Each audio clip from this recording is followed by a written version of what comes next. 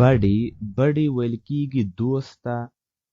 brave ویل کیږي زړور ته. happy ویل کیږي خوشحاله.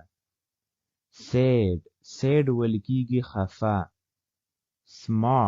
smart ویل کیږي هوښیار ته. tired ویل کیږي ستړی شوی.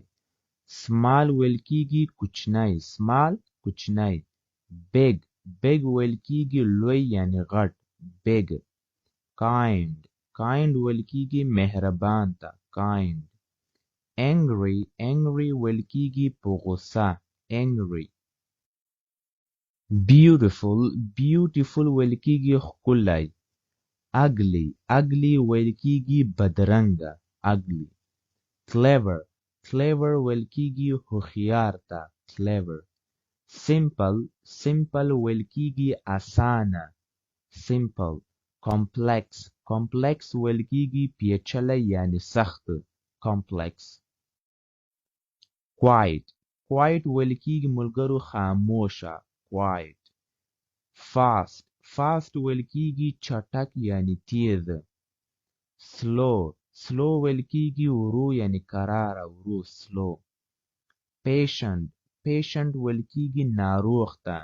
چې کله یو انسان ناروغه وي د هغه لپاره به موږ patient استعمالو. دی impatient ویل کیږي بې صبره. کوم کس چې ډېر بې صبره وي د هغه لپاره به موږ impatient استعمالو. calm ویل کیږي ملګرو آرامه. دا کالم نه ویل کیږي دا ویل کیږي calm آرامه. excited ویل کیږي ډېر خوشحاله. excited. careful ویل کیږي ملګرو محتاط یعنی احتیاطمن سړی ته careful ویل کیږي. او careless ویل کیږي بې پروا ته. کوم انسان چې بې پروا وي د هغه لپاره به موږ careless استعمالو. دی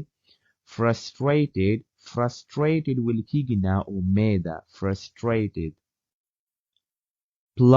plot ویل کیږي ملګرو سازش یا دسیسې ته plot ویل کیږي. دی insane ویل کیږي لیونی ته. او لیونی ته crazy هم ویل کیږي او insane هم ورته ویل کیږي.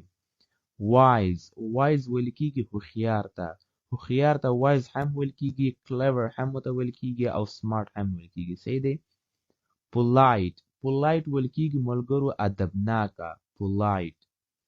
rude ویل کیږي ملګرو بد اخلاقه. rude. foolish ویل کیږي ملګرو احمق ته. احمق انسان ته foolish ویل کیږي. او صادق انسان ته honest ویل کیږي. honest صادق. او بی ایمانه کس ته dishonest ویل کیږي. مطلب چې صادق نه وي د هغه ته بیا موږ dishonest وایو.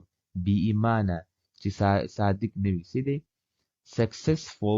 successful ویل کیږي ملګرو بریالی شخص څه ویل کیږي successful ویل کیږي. دی او ناکامه ته ویل کیږي unsuccessful ناکامه.